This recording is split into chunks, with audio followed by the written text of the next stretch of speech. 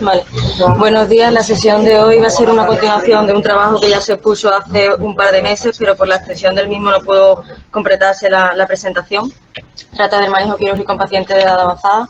Como objetivos abordábamos la optimización preoperatoria y cuidado postoperatorio del paciente, y haciendo un resumen de lo que es el preoperatorio, es decir, que a nivel demográfico estamos asistiendo a un cambio bastante importante con un envejecimiento paulatino de la población, y que esto conlleva que cada vez tratemos y operemos a pacientes de mayor edad que por sus características pues requieren de una atención especializada.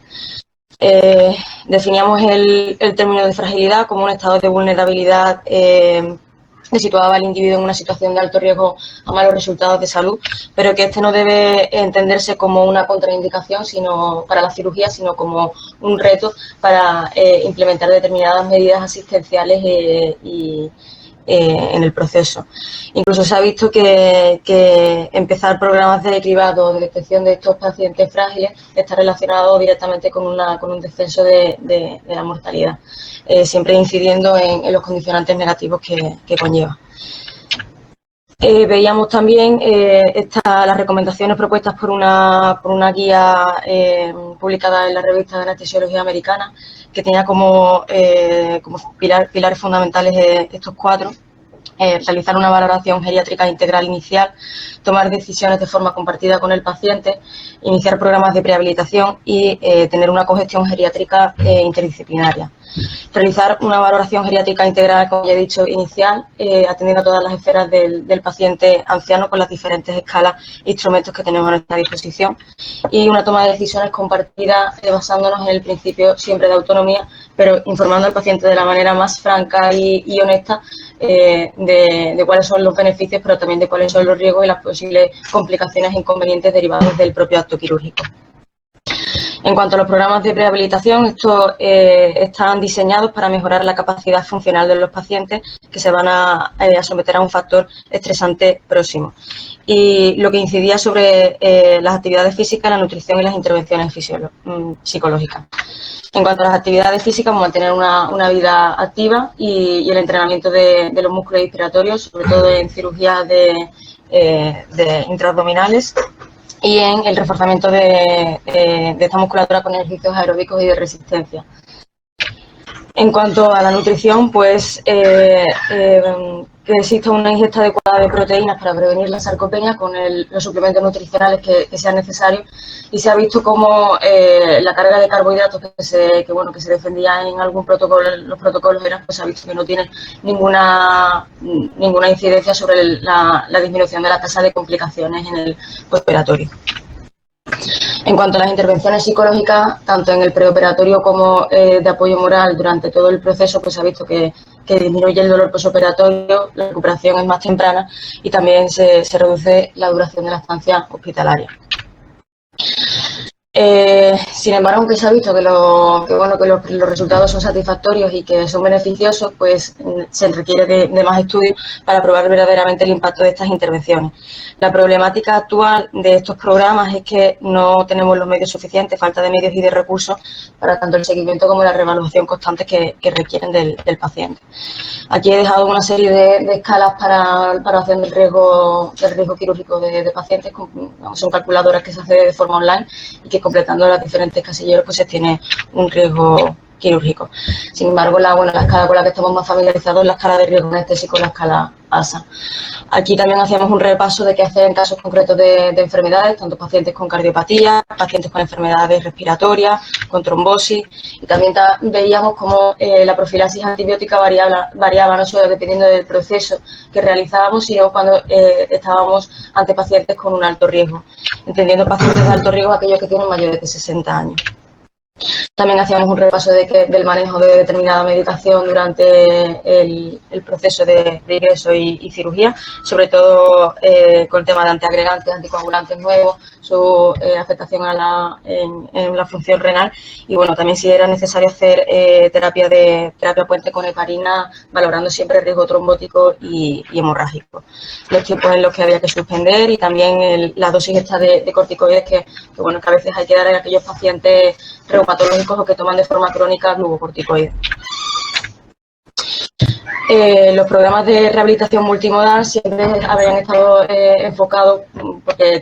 requerían de una participación activa del paciente y se habían destinado a pacientes jóvenes. Sin embargo, existen ensayos clínicos que han autorizado que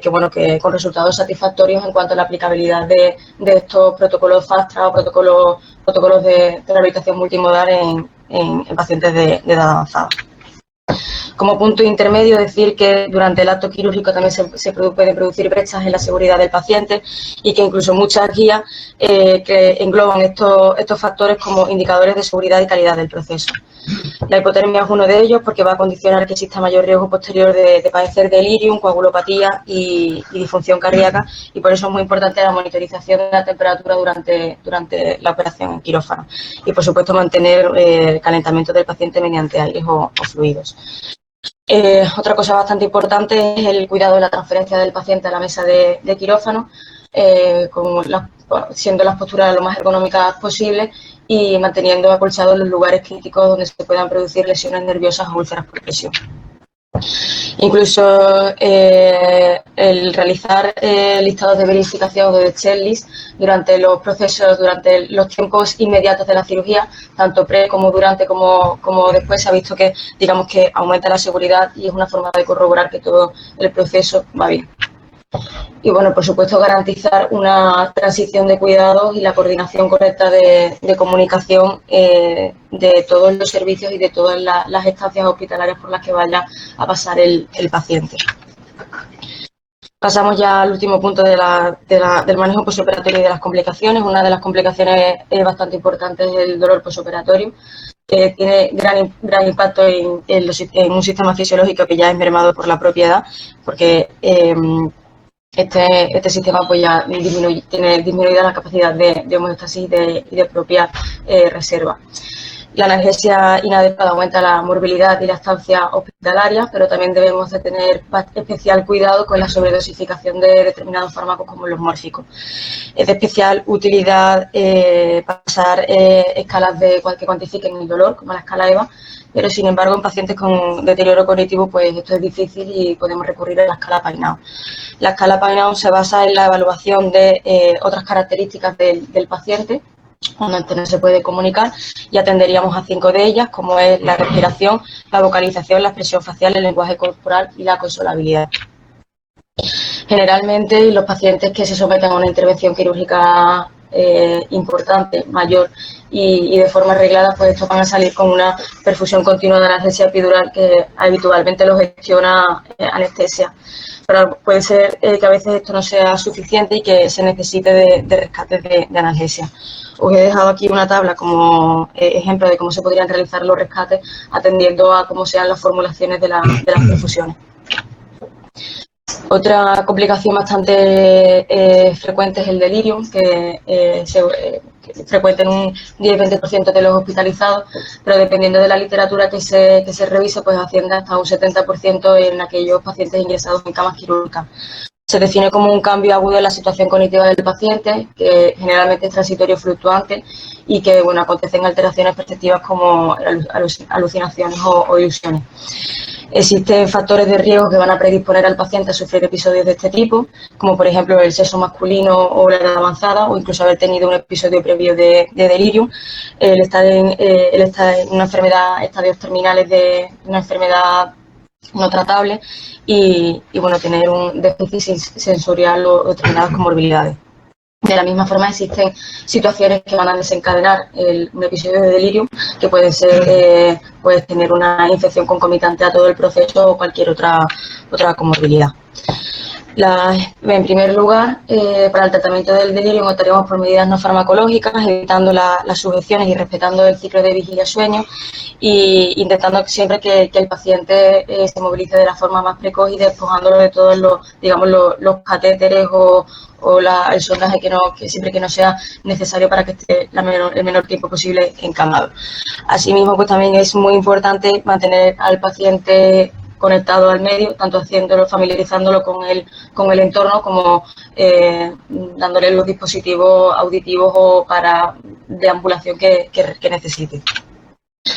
Sin embargo, cuando hay que recurrir a tratamiento farmacológico por nuestro medio, habitualmente recurrimos al haloperidol intramuscular, pero también podemos recurrir a otros, como por ejemplo de segunda opción la olanzapina intramuscular. Y en el caso de delirios que son bastante incoercibles o refractarios o que tienen gran agitación, podemos recurrir a la sedación con midazolam. Esta es una revisión sistemática en la que se intentó describir cuáles eran los factores de riesgo más frecuentes para padecer delirium en aquellos pacientes que se someten a una cirugía gastrointestinal. Y como novedoso se describían el abuso de alcohol, el tener un ASA 3, un índice de masa corporal bajo asociado también a una hipoalbuminemia sérica preoperatoria, una hipotensión durante la cirugía y haber requerido de transfusión de sangre de forma perioperatoria. En cuanto a las complicaciones pulmonares, son las complicaciones más frecuentes, sobre todo neumonía y atelectasia, que se multiplica por 3 en los pacientes con EPOC, y la forma de evitarlo, intentando que estos pacientes se movilicen precozmente con una adecuada analgesia y con el reforzamiento de los músculos inspiratorios mediante inspirometría incentivada o ejercicio de respiración profunda. Y, por supuesto, evitando aspiraciones con una retirada precoz de la sonda nasogástrica. En cuanto a la disfagia, es una complicación que se produce del 15% de los pacientes mayores ingresados y que puede ascender al 50% en pacientes con enfermedades neurológicas o con deterioros cognitivos. Bueno, para ello se evita manteniendo la cabecera de la cama elevada, sobre todo cuando se va a comer o una hora después, y minimizando el uso de sedantes y opioides y, por supuesto, manteniendo la sonda nasogástrica hasta que la ingesta no sea del todo segura. En cuanto a la nutrición, pues debe iniciarse lo más precozmente posible y en el mejor de los casos pues siempre se optará por la nutrición enteral, pero se recurrirá a la suplementación parenteral siempre y cuando la alimentación no vaya a ser la óptima. Se debería de realizar una evaluación diaria de los requerimientos nutricionales del paciente, tanto registrando de forma adecuada las entradas y las salidas del paciente y el riesgo real de aspiración y verdaderamente la capacidad que tiene el paciente para ingerir de forma adecuada. Por supuesto, una adecuada hidratación. En cuanto a la función renal, deberemos de evitar fármacos nefrotóxicos y en el caso de que sea inevitable, pues asegurar una dosificación de estos fármacos según el filtrado glomerular y el aclaramiento de creatinina. Y en el caso de que tengamos que realizar una reanimación intensiva con fluidoterapia, pues se recurrirá a fluidos pobres en cloruro sódico para evitar sobrecarga de volumen y retención de líquido.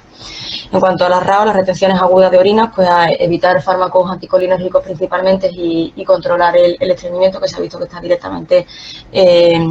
influenciado, y promover la movilización temprana y siempre intentar en la medida de lo posible dejar la medicación